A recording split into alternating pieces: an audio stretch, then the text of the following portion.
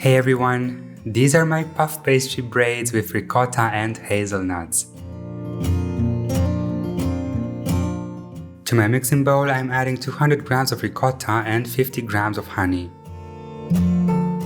Then a quarter teaspoon of cinnamon powder and a teaspoon of vanilla extract.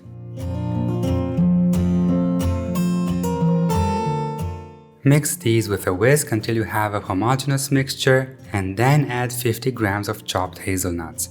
After we incorporate these, you can add 20 grams of ground hazelnuts. If you don't have ground hazelnuts, use almond meal.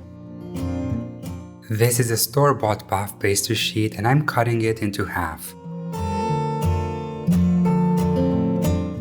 Then cut the sides, avoiding the center, into 6 strips.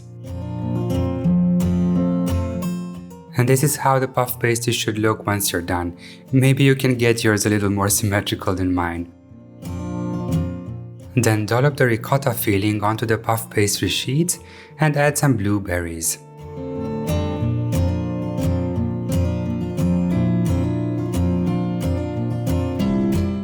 And now overlap the strips and you're gonna have these beautiful braids.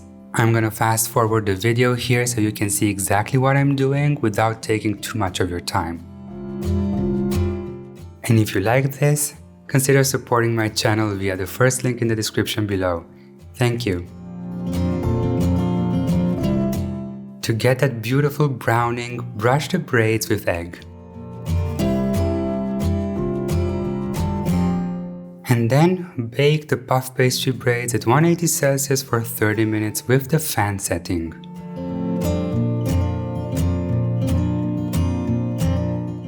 As soon as they're out of the oven, dust them with powdered erythritol or any other natural sugar substitute you like. And that's it.